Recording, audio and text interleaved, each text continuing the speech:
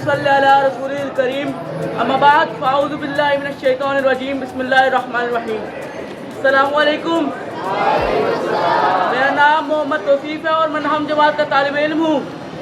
जैसा कि आप सब बखूबी जानते हैं कि हमारे स्कूल में इलेक्शन का इनेकाद करवाया जा रहा है और मैं इस इलेक्शन में वाइस प्रेसिडेंट की सीट का एक कैंडिडेट हूँ। मुझे हमेशा से मेरा ख्वाब रहा है कि मैं अपने मुल्क की खिदमत करूँ, ख्वाह वो किसी भी तरीके से हो, लेकिन लगता है मेरा ख्वाब पूरा होने जा रहा है, लेकिन शायद ये इब्तिदा है। आप सब बखूबी जानते हैं कि मैं आपके हक के लिए किसी के सामने बोलने से कभी डरा नहीं और ना ही कभी डरूंगा इंशाअल्लाह।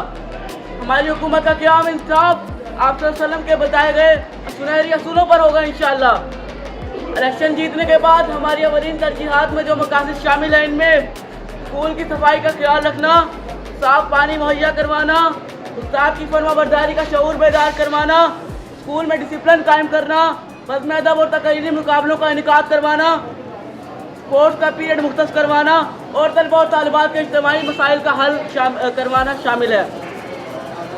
मैं आपसे सिर्फ इतनी दरख्वास्त करूँगा कि ऐसे लोगों को मत चुनिएगा जो आज आपके सामने नहीं बोल पा रहे, वो कल किसी और के सामने क्या बोलेंगे।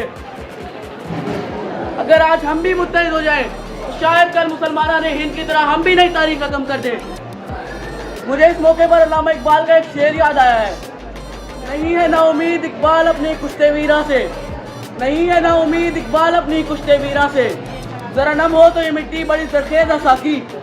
आखिर में बस आपसे इतना कहूँगा कि पेंसिल पर मोहर लगाओ और अपने ख्वाबों को हकीकत बनाओ। शुक्रिया।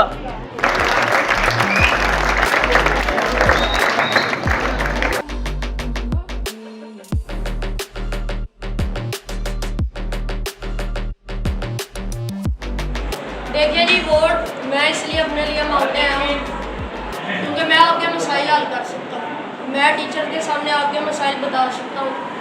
ऐसे लोगों को वोट ना दें जो किसी के सामने बात नहीं कर सकते, ना आपके मसाइल हल करा सकते हैं, झूठे वादे करते हैं।